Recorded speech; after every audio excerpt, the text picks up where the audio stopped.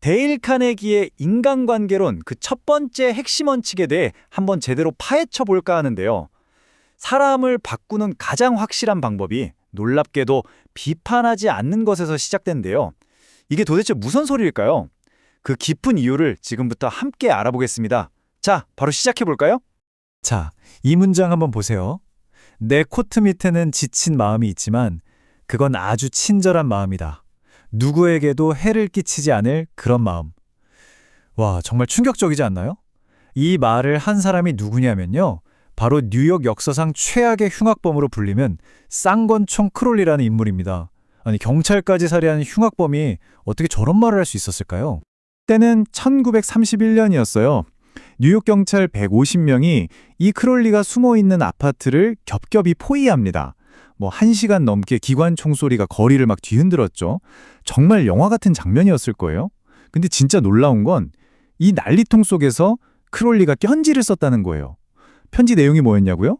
바로 자기 행동을 정당화하면서 자기는 사실 누구에게도 해를 끼치고 싶지 않은 온화한 마음을 가졌다고 그렇게 썼다는 겁니다. 이게 정말 기가 막힌 부분인데요.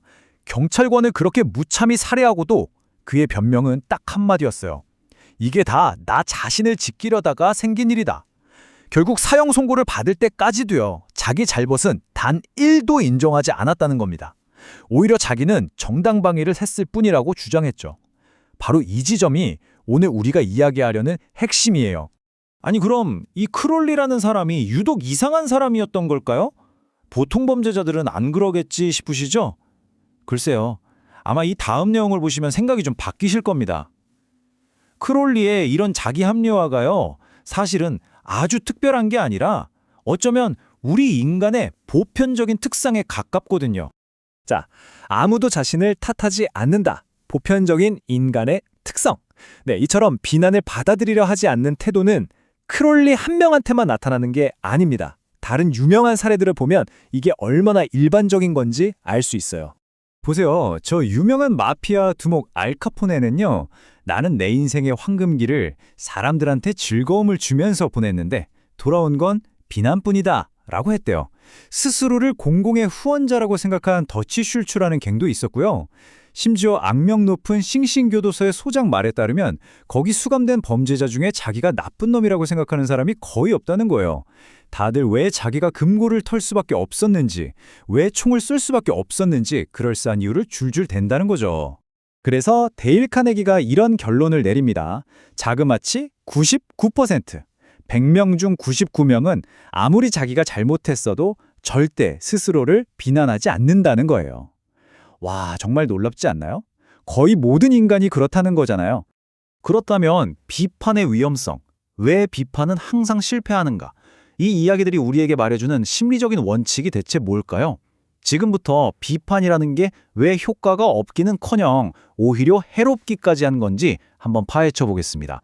카네기는 비판을 이렇게 정의해요. 상대를 방어적으로 만들고 자신을 정당화하기 위해 안간힘 쓰게 만드는 쓸데없는 짓이라고요. 딱 맞는 말 같아요. 누군가 나를 비판하는 순간 우리는 어때요? 바로 마음의 셔터를 딱 내리고 방어 태세에 들어가잖아요. 그리고는 아니 그게 아니고 하면서 내 행동이 옳았다고 주장하기 시작하죠. 이게 심리적으로도 근거가 있는데요. 유명한 심리학자 B.F. 스키너의 연구를 보면 동물들조차도 벌을 줄 때보다 칭찬을 해줄 때 훨씬 더 잘 배운다고 해요. 하물며 사람은 어떻겠어요? 우리 인간은 인정받고 싶은 욕구만큼이나 비난받는 걸 죽기보다 싫어하거든요.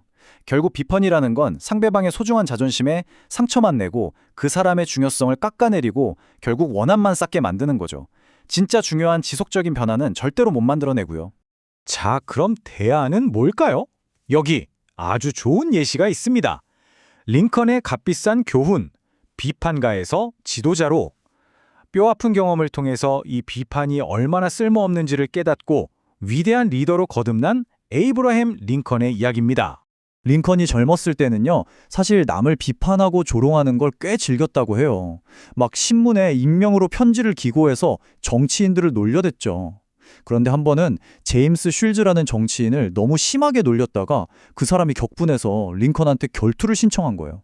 진짜 목숨을 건 결투요. 하마터면 죽을 뻔한 이 사건을 겪으면서 링컨은 평생 잊지 못할 교훈을 얻게 됩니다. 그 값비싼 교훈을 링컨이 어떻게 써먹었는지 보여주는 아주 유명한 일화가 있죠. 바로 게티즈버그 전투 때입니다. 전투에서 이겼는데 미드 장군이 도망가는 적군을 추격하지 않은 거예요. 링컨이 이걸 보고 너무 화가 나서 미드 장군을 신랄하게 비난하는 편지를 막 써내려갔어요. 당신 때문에 절호의 기회를 놓쳤다고 말이죠. 하지만 그 편지를 보내지 않았습니다. 잠시 멈춰서 생각한 거죠. 내가 저 폭우 속에서 피 흘리는 병사들을 이끌고 있었다면 나라고 다를 수 있었을까? 결국 신랄한 비판은 원한만 만들 뿐 아무것도 해결해주지 못한다는 걸 그는 이미 알고 있었던 겁니다. 링컨이 가장 좋아했던 구절이 바로 이거였다고 하죠. 남을 심판하지 말라. 그러면 너희도 심판받지 않을 것이다. 이게 바로 사람을 대하는 링컨의 철학을 한 문장으로 보여주는 겁니다. 비판 대신 이해를 선택한 거죠. 자, 이번에는 좀 더 우리 일상과 가까운 이야기로 가볼게요. 한 아버지의 조용한 후회, 사소한 비판의 대가. 역사 속 위인들이 아니라 우리 집, 바로 내 얘기일 수도 있는 그런 이야기입니다. 이 사소한 비판이 가정에서 얼마나 큰 상처를 남기는지 한번 보시죠. 이건 아버지는 잊어버린다라는 아주 유명한 글의 한 부분인데요. 잠든 아들을 보면서 아버지가 자기 하루를 되돌아보는 그런 후회의 독백입니다. 들어보세요. 얘야, 오늘 아빠는 네게 참 심술궂게 굴었구나. 네가 학교 가기 전에 수건으로 얼굴을 대충 쓱 닦았다고 널 꾸짖었지. 아침 먹을 때도 잔소리를 했어. 뭘 흘린다, 음식을 꿀꺽 삼킨다, 식탁에 팔꿈치를 올린다. 하루 종일 아들의 사소한 행동 하나하나에 흠을 잡았던 거예요. 이런 작은 비판들이 쌓이고 쌓여서 아버지 자신도 모르는 사이에 아이에게 상처를 주고 있었던 거죠. 그리고 퇴근길에 네가 달려와서 아빠 하면서 목을 떼어안고 뽀뽀를 해줬을 때 그때도 아빠 손은 신문을 보고 있었지. 바로 이 순간 아버지는 깨달은 거예요. 아들의 그 순수한 사랑 앞에서 자기가 얼마나 무심하고 까다롭게 굴었는지를요. 후회가 물밀듯이 밀려온 거죠. 아버지는 이렇게 독백을 이어갑니다. 내가 널 사랑하지 않아서가 아니란다. 그저 어린 너에게 너무 많은 걸 바랐던 거야. 내 나이를 기준으로 내 잣대로 너를 재고 있었던 거지. 이렇게 자신의 비판이 얼마나 불공평했는지를 깨닫고 내일부터는 정말 진짜 아빠가 되어주겠다고 다짐하면서 이야기는 끝나요. 정말 가슴이 뭉클해지는 이야기 아닌가요?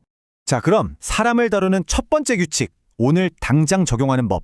지금까지 우리가 본 흉악범, 대통령, 그리고 평범한 아버지의 이야기까지 이 모든 걸 하나로 꿰뚫는 명확한 결론을 한번 내려보겠습니다. 우리 삶에 바로 적용할 수 있는 방법이죠. 그건 바로 데일 카네기의 첫 번째 원칙, 비난하거나 비평하거나 불평하지 말라입니다. 어때요? 아주 간단하고 명확하죠? 바로 이거예요. 비난과 비평, 그리고 불평을 멈추는 것. 이게 오늘 우리가 나눈 모든 이야기의 핵심입니다. 그럼 비난 대신에 뭘 해야 할까요? 바로 그 사람을 이해하려고 노력하는 겁니다. 저 사람은 왜 저렇게 행동할까? 저 사람 입장에서는 그럴 만한 이유가 있지 않을까? 이렇게 그 이유를 생각해 보려는 노력 자체가요, 동정심과 관용, 그리고 친절함으로 이어진다는 거예요. 그래서 이런 말이 있죠. 모든 것을 알게 되면 모든 것을 용서하게 된다. 정말 멋진 말이지 않나요? 판단을 내리는 것보다 이해하려는 노력이 얼마나 더 큰 힘을 가졌는지 보여주는 문장입니다. 자, 이제 여러분께 질문을 하나 던지면서 마무리할까 합니다.